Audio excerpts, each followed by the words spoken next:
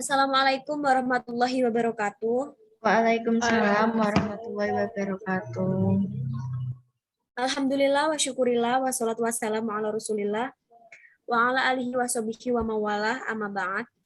Kepada yang terhormat Ibu Fitri Ella Fauziah SEMSI selaku dosen pengampu mata kuliah akuntansi keuangan lanjutan 2 dan teman-teman yang insya Allah dalam keadaan baik. Pertama-tama, marilah kita panjatkan puja dan puji syukur kehadirat Allah Subhanahu wa taala yang atas berkat, rahmat, taufik, hidayah serta inayahnya sehingga kita bisa melakukan pembelajaran meski lewat daring. Kedua kalinya, sholawat serta salam tak lupa dihaturkan kepada junjungan kita Nabi Agung Muhammad SAW yang selalu kita nantikan syafaatnya di yaumil kiamah kelak dan semoga kita semua mendapatkan syafaatnya. Amin. Kami dari kelompok 3 yang beranggotakan saya sendiri, Lovena Della Patricia, selaku moderator, Sabrina Syawal Anissa, selaku pemateri pertama, Muti Atur Rohmah, selaku pemateri yang kedua, Ananda Dewa Maherani, selaku pemateri yang ketiga, ada Maura Alivia, dan Nabila Zaina Aifa. Akan mempresentasikan tentang akuntansi multinasional. Kepada pemateri yang pertama, Sabrina Syawal Anissa, saya persilahkan. Terima kasih kepada Dila. Di sini saya akan menjelaskan tentang prinsip akuntansi. Prinsip akuntansi merupakan dasar atau acuan dalam melaksanakan proses akuntansi. Prinsip akuntansi diatur oleh Ikatan Akuntansi Indonesia, IAI.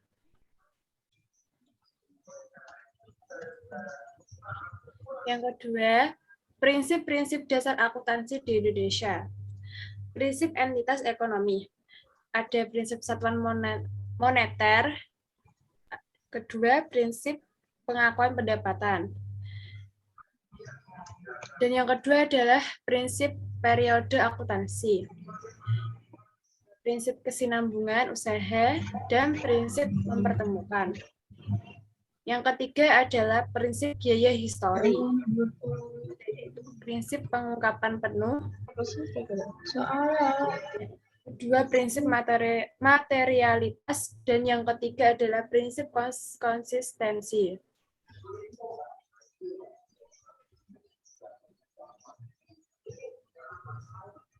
Mata uang fungsional. Secara sederhana, mata uang fungsional atau mata uang pengukuran berarti mata uang yang digunakan dalam pengukuran transaksi atau pencatatan satuan mata uang dalam jurnal dan akun-akun buku besar. Faktor berikut dalam menentukan mata uang fungsional. Yang pertama adalah mata uang utama yang mempengaruhi harga jual barang dan jasa. Yang kedua, mata uang utama yang mempengaruhi biaya tenaga kerja, bahan baku, dan biaya lainnya dalam penjualan barang dan jasa. Jika kedua faktor di atas tumpang tindih, maka PSAK 10 menyatakan bahwa suatu entitas juga dapat mempertimbangkan bukti pendukung lain berikut dalam menentukan mata uang fungsional. Yang ketiga, mata uang yang digunakan dalam menghasilkan aktivitas pendanaan. Yang keempat, mata uang yang digunakan dalam menahan pendapatan dari aktivitas koperasi. Penentuan mata uang fungsional. Mata uang fungsional adalah mata uang utama yang digunakan oleh suatu perusahaan dalam menjalankan kegiatan usaha dan dalam menghasilkan atau menggunakan kasnya. Ada 3 kemungkinan nilai tukar yang digunakan dalam mengonversi nilai mata uang asing menjadi rupiah, yaitu yang pertama, nilai tukar sekarang adalah nilai tukar pada akhir tanggal neraca. Yang kedua, nilai tukar historis adalah nilai tukar yang ada pada saat transaksi awal terjadi, seperti nilai tukar pada aset, diterima atau kewajiban diakui. Yang ketiga, nilai tukar rata-rata adalah nilai tukar rata-rata selama suatu periode. Biasanya merupakan rata-rata sederhana suatu periode tertentu dan sering digunakan untuk menghitung pendapatan dan beban yang terjadi. Terima kasih buat Sasa. Selanjutnya akan disampaikan oleh Mutiatur Rohmah. Silakan Mutiatur. Ya, terima kasih. Mata uang fungsional digunakan untuk membedakan antara dua jenis antara operasional luar negeri, yaitu kegiatan yang dikelola sendiri dan terintegrasi dengan lingkungan lokal, di mana entitas asing itu beroperasi. Kegiatan terpisah dari lingkungan lokal dan terintegrasi dengan induk perusahaan.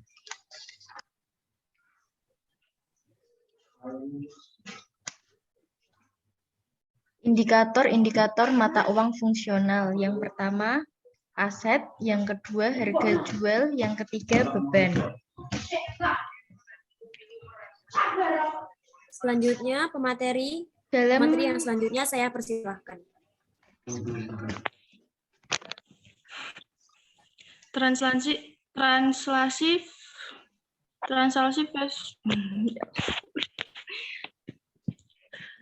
Translasi versus pengukuran kembali laporan keuangan asing.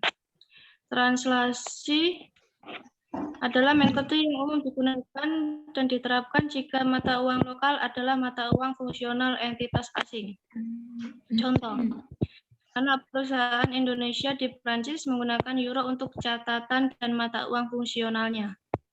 Laporan keuangan anak perusahaan harus ditranslasi dari euro ke rupiah dan selisih dimasukkan dalam komponen laba komprehensif. Metode translasi sering disebut metode nilai tukar sekarang atau current rate methods. Metode penyajian kembali laporan keuangan entitas asing ke dalam rupiah. Translasi laporan keuangan entitas asing ke rupiah. 2. Pengukuran kembali laporan keuangan entitas asing ke mata uang fungsional entitas tersebut. Selanjutnya ditranslasi jika bukan dalam rupiah. Pengukuran kembali adalah pengukuran kembali laporan keuangan entitas asing dari mata uang lokal yang digunakan entitas ke mata uang fungsional entitas asing. Pengukuran kembali hanya diharuskan jika mata uang fungsional berbeda dengan mata uang yang digunakan untuk pembukuan dan pencatatan entitas asing. Perusahaan Indonesia mempunyai cabang penjualan di Singapura yang relatif independen dapat menggunakan mata uang rupiah sebagai mata uang fungsionalnya, tetapi memilih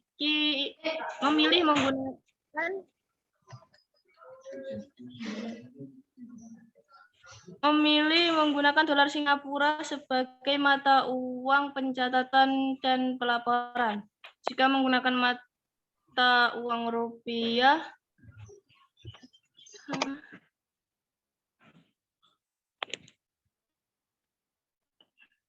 tentu langsung siap digabung dengan laporan induknya di Indonesia. Metode yang digunakan untuk pengukuran kembali laporan keuangan dari mata uang lokal kepada mata uang fungsional disebut metode temporal atau temporal methods. Aset dan kewajiban moneter menunjukkan adanya hak untuk menerima atau memenuhi pembayaran dalam sejumlah tertentu mata uang asing di masa yang akan datang. Berdasarkan metode temporal, nilai tukar sekarang untuk mentranslasikan jumlah uang dalam mata uang fungsionalnya pos non-moneter seperti aset tetap, investasi jangka panjang, dan persediaan.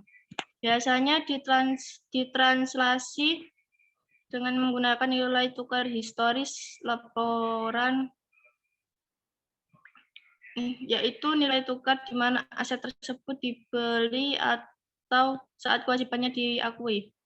Pendapatan dan beban dalam laporan laba rugi ditranslasikan dengan menggunakan nilai rata-rata sepanjang periode pelaporan.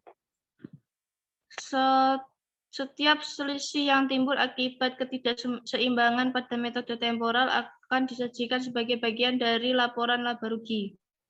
Penerapan metode temporal mengonversikan sebuah mata uang asing menjadi mata uang fungsionalnya, namun jika mata uang rupiah menjadi mata uang fungsional, tidak diperlukan lagi penyesuaian.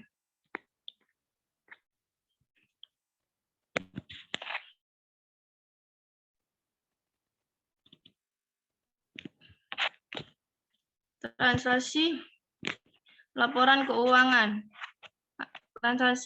Translasi laporan keuangan mata uang fungsional menjadi mata uang pelaporan perusahaan Indonesia. Translasi laporan keuangan entitas asing ke dalam rupiah merupakan proses yang relatif sederhana. DSAK meyakini bahwa hubungan ekonomi yang mendasari disajikannya laporan keuangan entitas asing tidak boleh terdistorsi atau berubah selama proses translasi dari mata uang fungsional entitas asing menjadi mata uang asing induk perusahaan. Baik, terima kasih. Selanjutnya, materi yang selanjutnya akan disampaikan oleh Nabila. Kepada Nabila, saya persilakan. Ya, terima kasih. Selanjutnya yaitu translasi laporan keuangan mata uang fungsional menjadi mata uang pelaporan perusahaan Indonesia. Translasi laporan keuangan entitas asing ke dalam rupiah merupakan proses yang relatif sederhana. DSAK meyakini bahwa hubungan ekonomi yang mendasari disajikannya laporan keuangan entitas asing tidak boleh terdistorsi atau berubah selama proses translasi dari mata uang fungsional entitas asing menjadi mata uang asing induk perusahaan.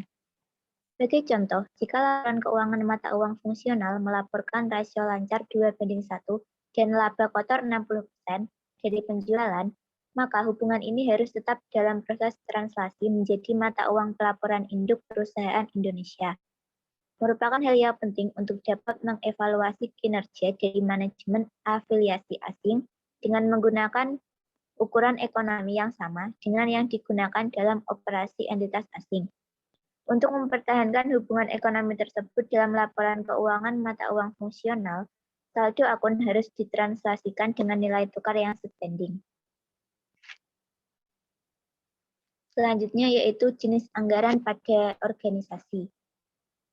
Yang pertama yaitu ada transaksi dilakukan dengan menggunakan nilai tukar sekarang untuk semua aset dan kewajiban. Nilai tukar ini merupakan spot rate pada tanggal neraca. Yang kedua yaitu akun ekuitas pemegang saham selain saldo laba ditranslasikan menggunakan nilai tukar historis. Nilai tukar historis yang digunakan adalah nilai tukar yang terakhir di antara tanggal induk perusahaan mengakuisisi investasi pada entitas asing atau tanggal anak perusahaan melakukan transaksi ekuitas pemegang saham. Secara ringkas, translasi laporan keuangan entitas asing dari mata uang fungsional ke mata uang pelaporan perusahaan Indonesia adalah sebagai berikut. Yang pertama yaitu akun laporan laba rugi, yaitu pendapatan dan beban. Umumnya, nilai tukar rata-rata tertimbang untuk periode laporan. Yang kedua yaitu akun neraca, aset dan kewajiban, ekuitas pemegang saham, yaitu nilai tukar sekarang pada tanggal neraca nilai tukar historis. Oleh karena itu, untuk transaksi masing-masing akun entitas asing digunakan kurs yang berbeda. Maka umumnya debit dan kredit dalam neraca percobaan setelah transaksi tidak sama. Pos penyeimbang debit percobaan transaksi dengan kreditnya disebut selisih transaksi. Terima kasih.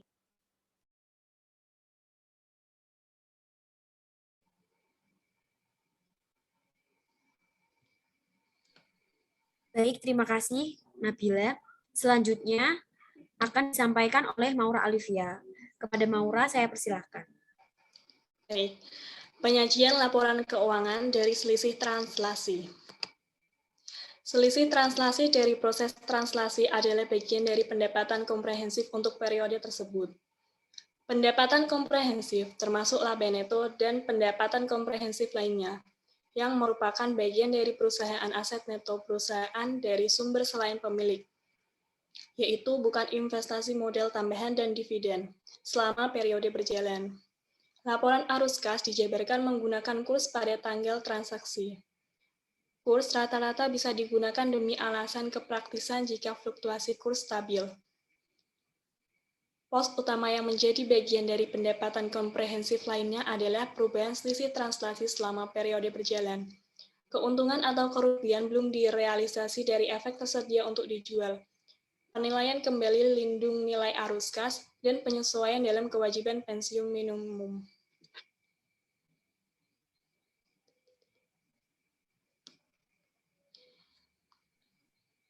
Ilustrasi. Terima kasih. Selanjutnya ilustrasi, silakan. Ilustrasi, pada tanggal 1 Januari 2011, PT Induk Perusahaan Indonesia membeli 100% saham Jerman Com seharga 860 juta. Harga tersebut 60 juta lebih tinggi dari nilai buku. Selisih tersebut dialokasikan ke paten dan diamortisasi selama 10 tahun. Mata uang lokal Jerman Company adalah euro yang merupakan mata uang fungsional. Pada tanggal 1 Oktober 2011, anak perusahaan mengumumkan dan membayar 6.250 euro. Anak perusahaan menerima 72 juta dari transaksi dengan perusahaan Indonesia pada saat kurs 1 euro sama dengan 16.000. Kurs tunai yang terkait adalah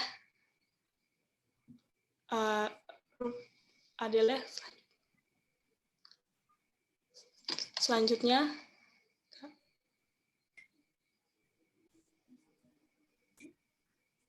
Kurs tunai yang terkait adalah 1 rupiah atau 1 euro. Contohnya pada tanggal 1 Januari 2011, kursnya sebesar Rp16.000. 1 Oktober 2011, kursnya Rp17.600. Pada tanggal 31 Desember 2011, kursnya Rp18.000. Jadi rata-ratanya adalah Rp17.000.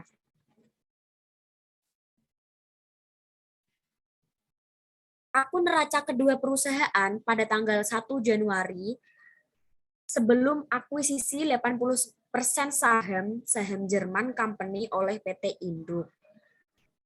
Kalau di bagian Jerman Corporation atau yang satunya ini di PT Induk, kalau di Jerman kan pakainya euro, kalau yang di PT Induk pakainya rupiah. Kasnya di Jerman sebesar 2.500 euro. Kalau di PT Induk sebesar 350 juta rupiah. Piutangnya sebesar 10.000 euro. Kalau di PT Induk sebesar 75 juta rupiah. Persediaannya 7.500 euro. Sedangkan di PT Induk 100 juta rupiah. Tanah di Jerman Corp kosong. Sedangkan di PT Induk 175 juta rupiah. Aset tetapnya di Jerman Corp 50.000 euro dan di PT Induk sebesar 800 juta rupiah.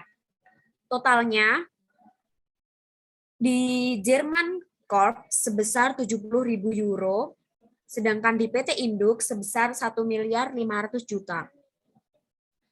Sedangkan akumulasi depresiasinya di Jerman Corp sebesar 5.000 euro, dan di PT Induk sebesar 400 juta rupiah. Utang usahanya 2.500 euro, di PT Induk 100 juta rupiah. Utang obligasi 12.500 euro di Jerman Corp, sedangkan di PT Induk sebesar 200 juta rupiah. Saham biasa 40.000 euro, dan di PT Induk sebesar 500 juta rupiah. Jadi saldo labanya pada tanggal 31 Desember di Jerman Corp sebesar 10.000 euro, sedangkan di PT Induk sebesar 300 juta rupiah. Totalnya sebesar 70.000 euro, sedangkan di PT Induk 1.500.000 juta rupiah. Sedangkan ini adalah kertas kerja translasi pada tanggal akuisisi 1 Januari 2011. Di sini terdapat neraca percobaan dalam euro, adanya kurs, dan neraca dalam rupiah. Kas, piutang, persediaan aset tetap, di versi euro sebesar 2.500 euro, piutangnya 10.000 euro. Ini kursnya sama 16.000. Sedangkan dalam rupiah yang kas 40 juta, maaf. Piutangnya sebesar 160 juta. Persediaannya dalam euro adalah 7.500 euro, sedangkan dalam rupiah 120 juta rupiah. Begitu seterusnya sampai saldo laba dan total debit kreditnya juga udah balance.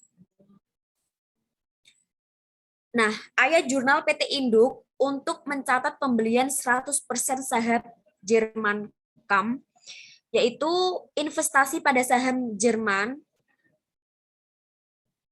adalah 860 juta. Kasnya kredit 860 juta. Ini mencatat pembelian Jerman Kam. Sedangkan neraca konsolidasi pada tanggal akuisisi yaitu jurnal eliminasi 1 Januari 2011. Jurnalnya sebagai berikut. Saham biasa Jerman Kam sebesar 640 juta, saldo labanya 160 juta, diferensialnya 60 juta, sedangkan kreditnya investasi pada saham Jerman Kam sebesar 860 juta. Ini mencatat eliminasi saldo investasi. Selanjutnya adalah mencatat alokasi diferensial ke hak paten. Debitnya paten 60 juta, sedangkan kreditnya adalah diferensial sebesar 60 juta.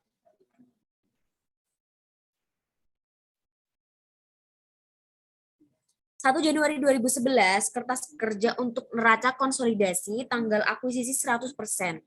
Pembelian pada harga di atas nilai buku. Ini dalam bentuk rupiah. Bisa dilihat sendiri, di sini tercatat dari versi PT Induk dan Jerman Company. Ini bisa dipelajari sendiri dan bisa dipahami. Apabila ada pertanyaan, silakan nanti bisa ditanyakan. Nah, ini jurnal pada saat perusahaan menerima rupiah. Unit mata uang asing sebesar 4.500 euro, ini di sebelah debit, sedangkan kreditnya yaitu penjualan sebesar 4.500 euro. Ini mencatat penjualan dan penerimaan sebesar 72 juta rupiah pada kurs tunai pada tanggal penerimaan sebesar 72 juta rupiah atau kursnya sebesar 16 juta rupiah. Jadi akhirnya adalah 4.500 euro. Sedangkan pada tanggal 31 Desember 2011, anak perusahaan menyesuaikan mata unit asing atau rupiah ke kurs sekarang dengan jurnalnya sebagai berikut. Ini menyesuaikan akun yang didominasi dalam unit mata uang asing yang menjadi kurs sekarang. 72 juta atau 18.000 jadinya 4.000.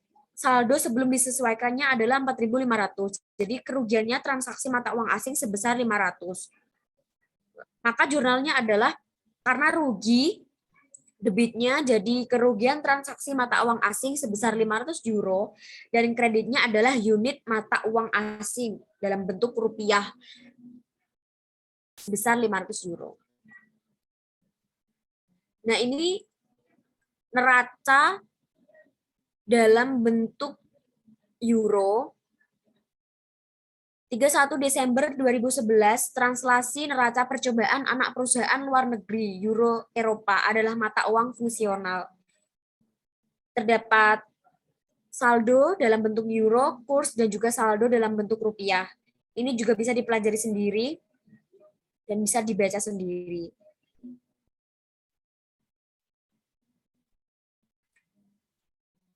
Ini pembuktian selisih translasi pada 31 Desember 2011.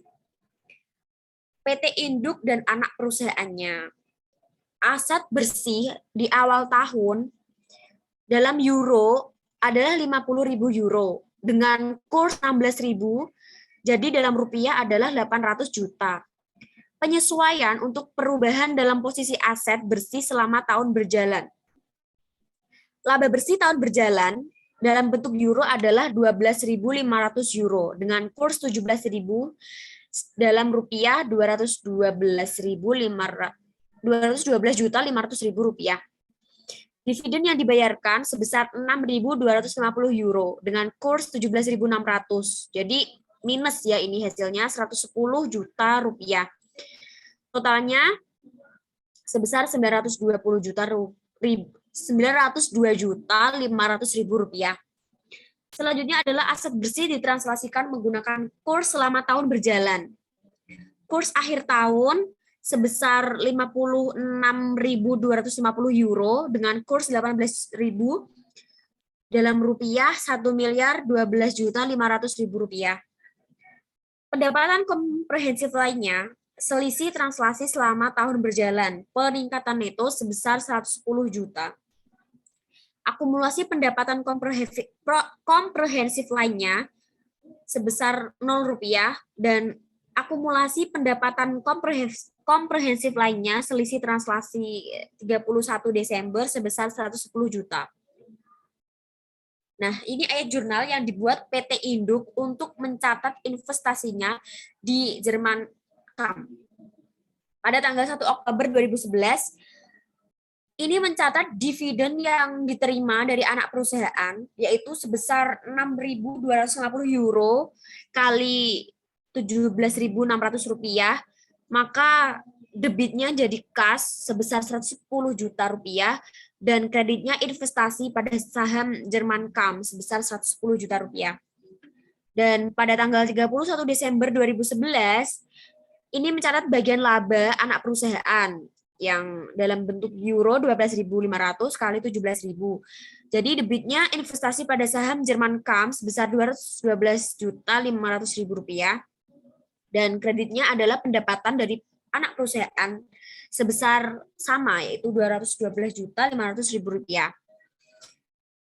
Kalau investasi pada saham Jerman KAM sebesar 110 juta rupiah dan pendapatan komprehensif lainnya adalah 110 juta rupiah.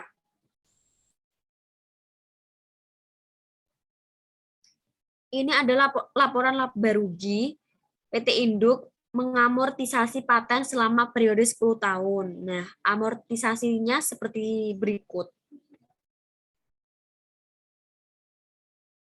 Sedangkan ayat jurnalnya pada saat mencatat amortisasi paten, itu pendapatan dari anak perusahaan sebesar 6.375.000, kreditnya adalah investasi saham pada Jerman Company sebesar 6.375.000. Sedangkan saat mengakuisisi selisih translasi atas peningkatan diferensial, jurnalnya adalah debit investasi saham pada Jerman Company sebesar 7.125.000 dan kreditnya pendapatan komprehensif lainnya selisih transaksi sebesar 7.125.000 rupiah.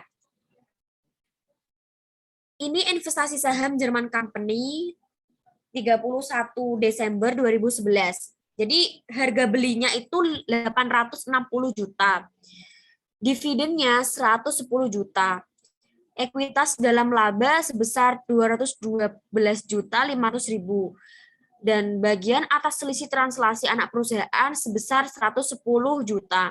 Jadi amortisasinya atau amortisasi diferensial sebesar 6.375.000. Selisih translasi dari diferensial sebesar 7.125.000 ke neraca pada tanggal 31 Desember sebesar 1.073.250.000 rupiah. Jadi totalnya adalah sekian, 1.189.625.000. Sekarang adalah ayat jurnal penutup induk perusahaan. Untuk menutup laba neto dari anak perusahaan, maka 212.500.000 dikurangi 6.375.000. Dan jurnalnya adalah debit pendapatan dari anak perusahaan sebesar 206.125.000, sedangkan kreditnya adalah saldo laba sebesar 206.125.000. Sedangkan untuk menutup komprehensif lainnya dari investasi pada anak perusahaan Jerman adalah 110 juta ditambah 7.125.000. Jurnalnya adalah pendapatan komprehensif lain selisih translasi sebesar 117.125.000 rupiah, dan kreditnya adalah akumulasi komprehensif lainnya atau selisih translasi sebesar 117.125.000 rupiah. Nah, di sini ayat jurnal kertas kerja konsolidasi bisa dilihat sendiri dan dipelajari. Cukup sekian presentasi tentang akuntansi multinasional dari kami. Jika ada pertanyaan nanti bisa ditanyakan di forum WhatsApp. Terima kasih yang sudah berpartisipasi. Dan mohon maaf apabila dari kelompok kami ada kesalahan atau mungkin dalam menjelaskan materi kurang berkenan, ada yang kurang berkenan dan